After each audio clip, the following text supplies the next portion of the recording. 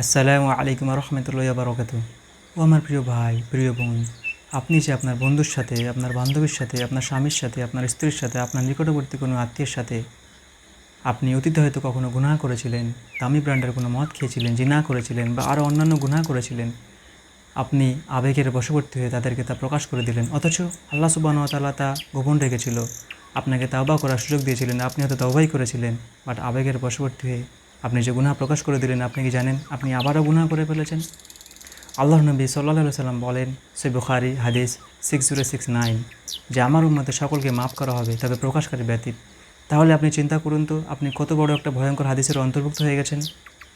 আর এখন তো একটা ট্রেন্ড চলছে, হারাম রিলেশন। একজনকে ছেড়ে অন্যজনের সাথে রিলেশন করছে। এক্সের সাথে যে আকাম কুকাম করেছিল তা প্রেজেন্টকে বলছে। সে তো হারাম রিলেশন করে গুনাহ তো করেছে তো বটেই, সাথে ওই গুনাহ প্রকাশ করে আবার গুনাহ করেছে।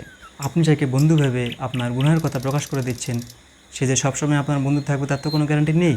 যদি সে কখনো আপনার শত্রুতে পরিণত হয়, তাহলে সে ওই গুনাহ নিয়ে আপনাকে খোঁটা দিতে পারে, আপনার সম্মান নষ্ট করতে পারে, আপনার সম্পর্কে কুৎসা রটাতে পারে।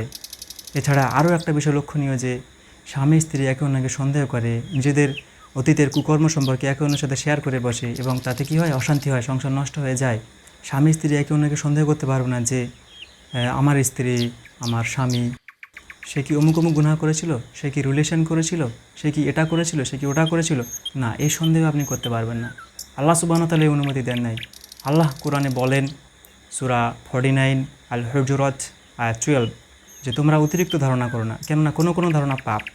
তাহলে বুঝতেই পারছেন, খারাপ ধারণা করতে পারবেন না। বরং আপনি যদি তার ভালো চান, তাহলে তার জন্য আল্লাহর কাছে দোয়া করবেন যে ও আমার প্রতিপালক, আমার স্বামী, আমার স্ত্রী যদি কোনো খারাপ কাজ করে থাকে, তাহলে তাকে তুমি মাফ করে দাও।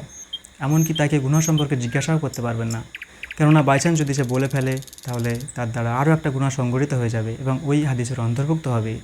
বরং আপনি যদি তার ভালো চান, সত্যিকারে যদি তাকে ভালোবেসে থাকেন, তাহলে তাকে কখনো জিজ্ঞাসা করবেন না, সন্দেহও করবেন না, জিজ্ঞাসাও করবেন না, বরং তার জন্য আল্লাহর কাছে মাপ চাইবেন। আর আপনার আশেপাশের কেউ যদি আপনাকে জোরাজুরি করে যে ভাই, যে বোন, আপনি কি এই গুনাহটা করেছিলেন, বলুন না, আমাকে একটু বলুন না, যদি সুযোগ থাকে তাহলে তাকে উপদেশ দেবেন, নতুবা তার থেকে দূরবর্তী স্থানে অবস্থান করবেন, কেননা সে আপনাকে মন্দের দিকে ঠেলে দিতে চাইছে অজ্ঞতা ও মূর্খতাবশত, অথবা ইচ্ছাই করে।